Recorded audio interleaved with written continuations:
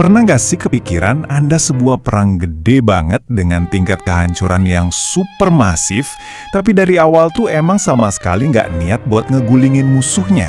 Kedengarannya aneh kan?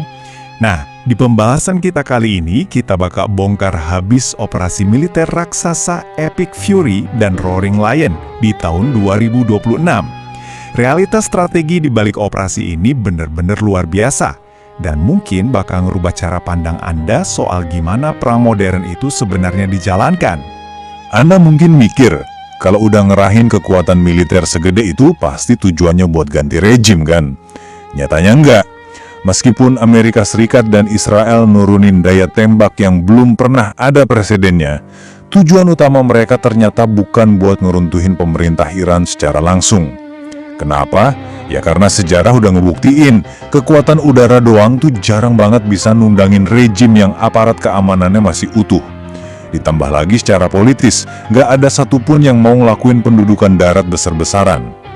Jadi kalau bukan buat ganti rejim, apa dong tujuan sebenarnya? Oke, buat memecahkan kode dari analisis brilian Kapten Lance Gordon soal konflik ini, kita punya agenda ringkas nih. Kita bakal mulai dari strategi pengekangan, lanjut ke mendefinisikan arsitektur pemaksaan, terus ngebahas 6 instrumen tekanan, menghindari modal Korea Utara, dan kita tutup dengan satu pertanyaan kritis. Akankah kotak ini bertahan? Langsung aja kita masuk ke bagian pertama, strategi pengekangan. Gini situasinya waktu itu. Intelijen ngasih tahu kalau Iran tuh tinggal hitungan hari dari kemampuan buat bikin uranium tingkat senjata. Waktu benar-benar udah mau habis. Dan coba bayangin, dengan jangkauan rudal balistik sama rudal jelajah mereka yang super jauh, seluruh Timur Tengah, bahkan sampai sebagian Eropa, itu masuk ke dalam jarak tembak mereka. Koalisi jelas ngerasa terdesak dong buat ngelakuin serangan preventif sebelum Iran punya payung nuklir. Tapi ingat batasan tadi, mereka harus ngakuin ini tanpa ngirim satupun pasukan darat buat invasi. Terus, gimana caranya menang kalau nggak pakai pasukan darat? Nah, kita masuk ke bagian kedua, mendefinisikan arsitektur pemaksaan. Ini dia konsep kuncinya, teman-teman. Arsitektur pemaksaan. Biar gampang, bayangin strategi ini kayak ngebangun kotak pengekangan raksasa di sekeliling negara tersebut. Mirip-mirip lah sama apa yang dilakuin ke Irak pasca tahun 1991.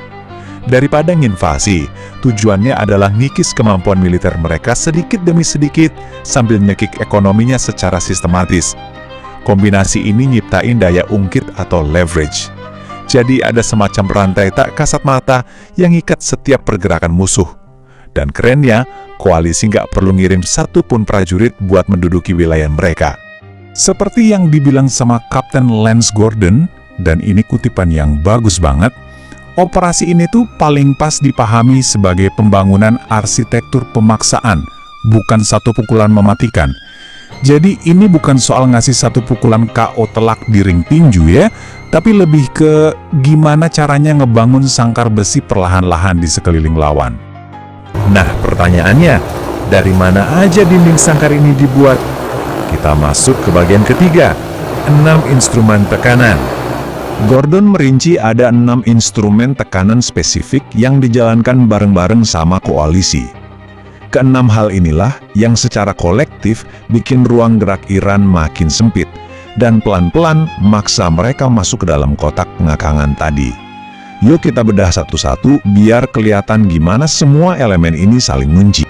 Instrumen pertama itu langsung ngincar para petinggi. Dengan menargetkan figur kunci, misalnya Komandan Keamanan Ali Larijani, koalisi nggak cuma ngacoin rantai komando loh, mereka juga ngirim pesan psikologis yang horor banget. Ini ngebuktiin kalau intelijen koalisi udah berhasil nyusup sangat dalam. Efeknya udah pasti memicu ketidakpastian dan paranoia ekstrim di dalam lingkaran elit rezim itu sendiri.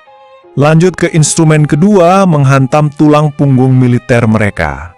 Kita tahu Iran itu sangat ngandelin yang namanya perisai silikon, ribuan rudal dan drone yang selalu standby buat serangan mendadak. Nah, dengan ngancurin sekitar 70% kapasitas produksi rudal mereka, koalisi secara efektif benar-benar nyabut taring Iran buat ngeluncurin serangan kejutan skala masif. Instrumen ketiga, ini urusannya sama perpanjangan tangan Iran di regional. Secara historis, Iran itu kan pinter banget ya mainin jaringan proksi mereka buat nyiptain konflik asimetris tanpa harus perang langsung. Nah, dengan melemahkan faksi-faksi sekutu mereka di Lebanon, Gaza, sama Irak, koalisi sukses membatasi kapasitas Iran secara geografis buat bikin eskalasi di luar batas negara mereka sendiri. Instrumen keempat adalah tempat di mana militer ketemu sama realitas ekonomi. Mengincar infrastruktur super vital kayak Pulau Khor itu bukan langkah sembarangan. Ini sangat diperhitungkan buat mukul sumber pendapatan utamanya negara revolusi. Langkah ini juga sekaligus bikin Iran mikir ribuan kali sebelum nutup Selat Hormuz secara sepihak. Karena kalau itu kejadian, dampaknya pasti langsung berasa ke seluruh dunia lewat harga minyak mentah yang bakal meroket gila-gilaan. Instrumen kelima ini tujuannya buat ngancurin rasa aman. Dengan berhasil menyerang target-target di titik terdalam wilayah Iran dengan presisi absolut, koalisi seolah ngasih pesan yang jelas banget. Kalian nggak punya tempat sembunyi. Strategi apapun dari Iran yang nyoba ngulur-ngulur waktu atau ngumpet di balik fasilitas bawah tanah, seketika jadi nggak relevan lagi. Dan instrumen keenam ini yang bertindak sebagai gembok dari sangkarnya. Ini bukan cuma soal apa aja yang udah berhasil dihancurin, tapi lebih ke fakta bahwa koalisi tetap nyiagain kekuatan di wilayah situ yang kapan aja siap buat nyerang lagi. Ancaman yang terus standby inilah yang ngunci sangkar tersebut, memastikan kalau tekanan yang dirasain itu sifatnya kumulatif dan gak ada ujungnya. Oke, sekarang masuk ke bagian 4, menghindari model Korea Utara. Analisis Gordon ngebawa kita ngebandingin tujuan akhir koalisi sama ketakutan terbesar mereka. Tujuan paling ideal tuh disebutnya model Venezuela. Artinya rezimnya dibiarin hidup, tapi diikat sama batasan militer dan ekonomi yang super ketat sampai mereka nggak bisa jadi ancaman lagi. Di sisi lain, skenario mimpi buruk yang paling dihindarin mati-matian sama koalisi adalah model Korea Utara. Kenapa model Korea Utara ini jadi mimpi buruk banget? Gini, kayak yang diperingatin sama Gordon, gencatan senjata yang sekedar ngasih jeda waktu buat musuh nyembunyiin fasilitas senjatanya lebih dalam lagi di bawah tanah, itu sama sekali nggak menyelesaikan masalah. Skenario kayak gitu cuma bakal ngulang siklus yang dari awal bikin perang ini pecah. Bedanya, di ronde berikutnya, musuhnya bakal jauh lebih tangguh dan lebih siap. Nggak mau kan kayak gitu?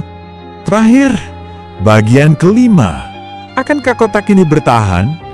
Dan ini ngebawa kita dari medan perang ke meja perundingan. Coba deh, perhatiin angka-angka yang gila banget ini.